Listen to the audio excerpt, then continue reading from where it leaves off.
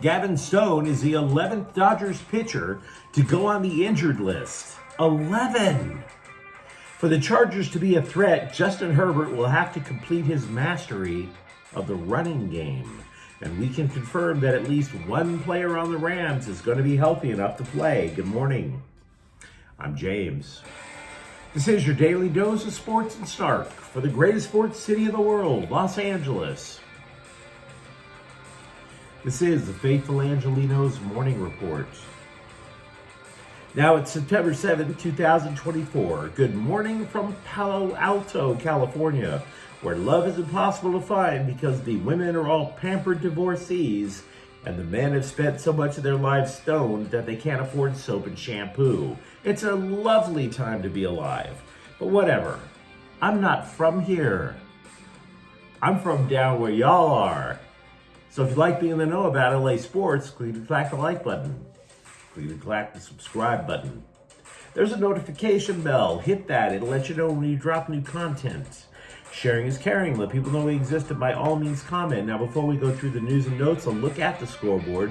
Cleveland 3, Dodgers 1. Shohei Ohtani hit his 45th home run of the year. Chicago 92, Sparks 78. The Sparks are 7-21, the worst record in the NBA this late in the season, and yet not quite eliminated. Go figure.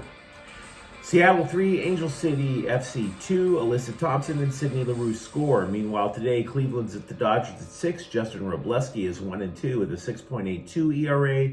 Gavin Williams 3-7 with a 4.55 ERA. Utah State is at 13th ranked USC at 8 o'clock. Linebacker Mason Cobb has missed a practice. He's questionable to play, which might open a spot for Eric Gentry. LAFC is at Houston at 5:30. The black and gold will be out 6 players, including Dennis Mwanga. And let's get to the news.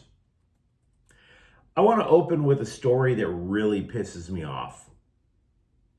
Don't even want to hide my disdain over this one. Gavin Stone's shoulder deflated like a bald tire, and now he is on the 15-day injured list. I hate this story for a number of reasons. And it's not just because he would have been number 2 in the playoff rotation.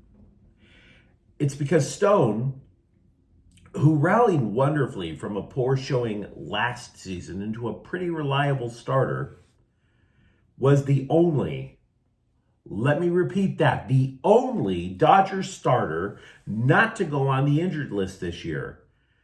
The Dodgers don't know if he needs surgery. The Dodgers don't know if he'll pitch again this year. It's simply so jacked up that, quote, there is so much unknown about it, unquote, according to team president Andrew Friedman. Now, considering that you're looking at maybe 3 weeks left in the regular season, the odds that he comes back, not that good. And without Stone, the Dodgers now have 3 healthy starters. Jack Flaherty, who was acquired at the trade deadline, Walker Buehler and his 5.67 ERA, and right-hander Bobby Miller with his 7.79 ERA. And, by the way, got the hell kicked out of him in his last start over at Arizona. Yes, we do believe that Yoshinobu Yamamoto is coming back. And yeah, there is reason to believe that Clayton Kershaw will as well. But Dave Roberts is whistling past the graveyard, claiming that the Dodgers are going to have enough pitching. But at some point, you have to ask, are the Dodgers the most wasteful team in sports history? The most wasteful. Because you consider how they are too hard-headed to even consider that they might need to change the way that they lead their pitchers. You have to ask that. Is it the fault of the minor league coaches? Is it Mark Pryor's fault? Is it the trainers or the team doctor's fault to try to keep them healthy in between starts? Because if they don't address it, that's Andrew Friedman's fault. Friedman said, this year, no other team has given its pitchers more extra time off to recover than the Dodgers. And that I believe. I do believe that part about giving them extra time off. But it doesn't matter if you give me extra time off if you're asking me to do something that could hurt me when I do eventually work. Right? Hey, James, we're going to give you this really fat contract and we're just going to kick you in the nuts repeatedly every 5th day. You know, I'm not sure that works for me. Oh, really? How about every 6th day? What if we give you some extra time off before we start kicking you in the nuts? Do you see the point? Now, Friedman is told the scribes that the Dodgers will reimagine how they treat pitchers. We have to make something clear. That word became popular about 4 or 5 years ago in politics. When you throw out the words, we have to reimagine, you have lost the argument. Nothing reimagined ever works out. Put the words, we have to reimagine, in a Google search. I did last night. See how they ended. I saw, we have to reimagine capitalism. Good luck with that. We have to reimagine public safety. Oh, that word has worked out lovely. We have to reimagine democracy. Really? There is no way to reimagine democracy. we have to reimagine masculinity. No, we don't. I happen to like my unit just the way it is. I don't need to reimagine it. It simply is. Reimagine. And by the way, Friedman is also claiming that the problem, quote, starts at the youth level, unquote. Now, if that were the case, every single team would be on their 12th starter. But nobody is even close to how many starting pitchers the Dodgers have had to basically fan through all year long. And by the way, this isn't the only year that they did that. They did that last year. Look what happened. You went in there with Clayton Kershaw, who eventually needed shoulder surgery. He was gutting it out. Bobby Miller, who then was a rookie and now can't get out of an inning without at least allowing a run. And Lance Lynn, who was the major league leader in home runs allowed. That's what happened to the Dodgers last year because their pitchers kept getting injured. They didn't address it. They didn't address it. And that is what is going to happen to take $1 billion offseason and set it on fire in the postseason. We already knew the Dodgers were going to make the playoffs, right? If you know you're going to make the playoffs, everything becomes World Series or bust. And what happens next year when Shohei Ohtani is finally healthy enough to go out there to pitch?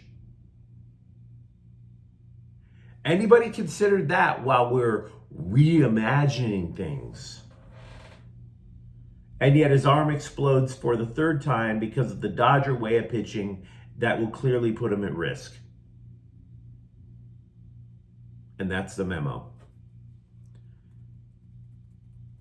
Wide receiver DJ Chark has been ruled out of the Chargers season opener against Vegas. He was signed as a free agent, listed as a starter, but missed every practice this week with a hip injury. Expect to see Quentin Johnston to step in. Whether he actually catches passes, I mean, I'm not a gambler, but that sounds like a hell of a prop bet to me. But Justin Herbert, in a sense, he's not the immediate story. That would be Chark. For the Chargers, Justin Herbert actually turns out to be the overarching story behind the scenes. He will have to become a complete field general for the Chargers. I know that's cliche, but that is what former 49ers quarterback coach Jeep Christ told The Athletic.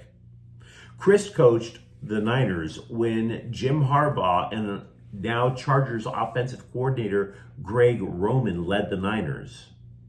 Here's the point. Herbert might not be running like Colin Kaepernick. This is not about installing some sort of a pistol and a read option offense. But Roman had been studying the running game for decades. Roman has made it extremely complex and extremely flexible. Kaepernick ran the read option, as we all know, but they also coached together at Stanford, and this is what made Andrew Luck such a surefire NFL quarterback, because he was coached by Harbaugh and Roman. Said Christ, quote, "The quarterback is responsible for more than just throwing the ball to an open target or having a sophisticated passing attack. He's going to need to know what the right run check is. It's one of the most layered run schemes. And if they do this, we can check to a second play or even a third play. And the person that's most responsible for it is the quarterback," unquote. So in other words, Herbert simply isn't just going out there trying to throw the easiest pass possible for Quentin Johnston to probably drop. No, he has to master the offense in its entirety in order to make sure that the Chargers consistently move the chains and become more physical. So you protect Justin Herbert by expanding his game. Quarterback Jacoby Durant is expected to play for the Rams in the season opener Sunday night in Detroit. He had been listed with a hamstring issue. Now, this is obviously welcome news when you consider it was only a day or so ago that starter Darius Williams went on injured reserve. If Durant weren't able to answer the bell, you are looking at Tre'Davious White at one cornerback, but an undrafted rookie at the other to start the game. So yeah, welcome back, Mr. Durant. May I call you Mr.? Angel City has retained Japanese national Jun Endo through 2027. She's been with the club since its first game back in 2022. She scored the second goal in club history. Now, she hasn't played this year, though, due to an anterior cruciate ligament injury. But you let me know what you think in the comments thread. I'm angry about Gavin Stone being hurt. What about you? For that matter, do you believe that the path to keeping Justin Herbert upright will be through mastery of the running game? And if you enjoyed the content, don't forget to subscribe to Faithful Angelenos. We're talking LA sports every single day here. Thank you for watching. I'm James. We'll be back tomorrow. Faithful Angelenos is a Kian Cortel Queso production. Take care.